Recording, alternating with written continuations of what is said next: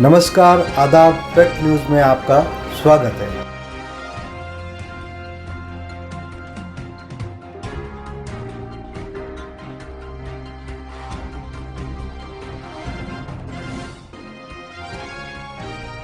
नमस्कार, आदाब।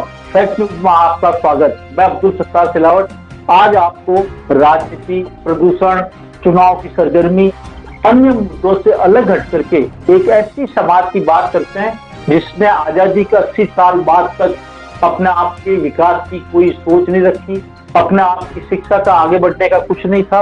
एक ऐसा समाज जो राजस्थान ही नहीं, देश के कोने कोने में कृषि उत्पादन, दूध का उत्पादन और पशुपालन के अंदर लगा हुआ समाज, गडरिया समाज। गाडरी समाज एक ऐसा समाज है जिसने आज तक सिर्फ सेवा की है।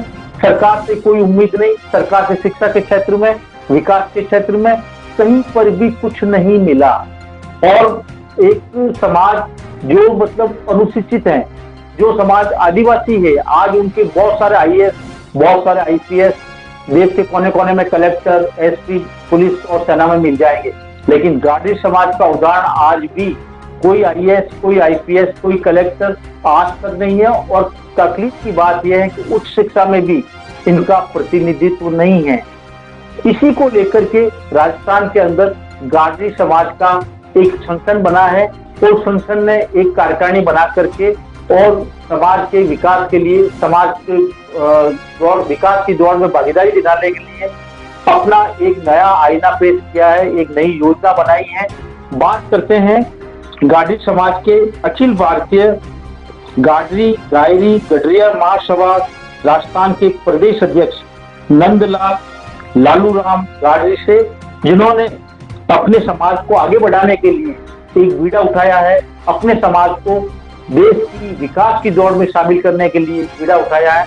बात करते हैं श्री नंदलाल गाडरी से। गाडरी साहब, आप समाज को किस तरह से, जिस समाज का प्रतिनिधित्व नहीं है, जिस समाज के अंदर उच्च शिक्षा से जुड़े हुए लोग नहीं है, आपके नेता नहीं है, आपका आज तक कोई सांसद, विधायक नहीं है, इस समाज को किस तरह से आप विकास की दौड़ में शामिल करेंगे?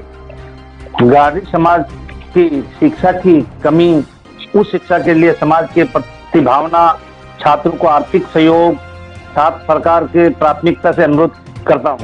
आजादी के बाद आरक्षण का लाभ एससी को मिला, लेकिन अनुसूचित जाति और आदिवासी से भी कमजोर गाडरी समाज को आरक्षण सरकार से आरक्षण का लाभ नहीं मिला। प्रधानमंत्री नरेंद्र मोदी जी से सबका साथ, सबका विकास का नारा देते हैं। मोदी से में हमारी मांगे हैं कि गाडरी समाज के देश विकास के जोड़ने के लिए अच्छे समाजों को बोर्ड की गाडरी अन्य समाजों के बोर्ड की तरह गाडरी समाज का बोर्ड का गठन बनाया जाए। देश के अन्य समाजों में सिर्फ आदमी ही नहीं, सिर्फ लड़के ही नहीं, देश की महिलाएं, देश की लड़के भी भागीदारी निभा रही हैं। उनके लिए आपकी क्या योजना है? उस शिक्षा की गाडरी समाज की बेटियों से प्रोत्साहन देने के लिए स्कूल कॉलेज जाने के लिए स्कूटी, लैपटॉप वितरित किए जाने चाहिए। गाडरी समाज अहिंसा और शांति से सरकार के विकास की दौड़ में गाडरी समाज का शामिल करने की मांगे मुख्यमंत्री भजनलाल जी से भी अनुरोध करता हूँ। गाडरी समाज इस विकास के लिए नरेंद्र मोदी जी को अनुरोध है कि बेरोजगार युवाओं को पशुपालन और कृषि तकनीक से उद्योग स्थापित कराने के लिए सस्ती ब्याज दरों पर ऋण के साथ अनुदान भी दिया जाए। आपके इस विकास की दौड़ और संगठन को लेकर के आप अकेले कब तक दौड़ते रहेंगे? क्या आपने कोई कार्यकारिणी का विस्तार किया है? आपने संगठन को आगे बढ़ाने के लिए प्रदेश भर में काम करने के लिए क्या योजना बनाई? मैंने प्रदेशाध्यक्ष बनने के बाद मैंने 2 दिन पहले ही कार्यकारिणी गठन की है। कार्यकारिणी में लगभग 125 सदस्य लिए गए हैं। उसमें उपाध्यक्ष में नारूलाल गाडरी, लालजी भाई,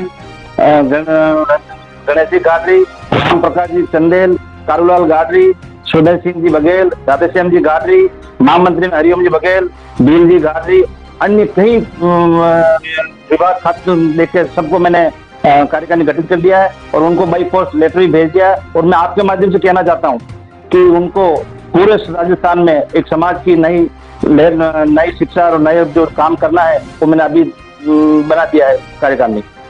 आज समाज को आगे बढ़ाने के लिए जितने भी समाज के संगठन हैं वो बड़े बड़े आयोजन करते हैं, बड़ी बड़ी रैलियां करते हैं और आंदोलन करते हैं, पुलिस पर पथराव करते हैं, पुलिस लाठीचार्ज करती है, कई रेल की पटरियां उखड़ती है। लेकिन हमें खुशी इस बात की है कि नंदलाल गाडरी ने अपने समाज को बिना किसी विवाद के शांति, गांधी जी की अहिंसा और शांति के संदेश के साथ अपने अधिकारों की मांग को लेकर आगे बढ़ रहे हैं। आज के एपिसोड में इतना ही। बहुत बहुत शुक्रिया, धन्यवाद।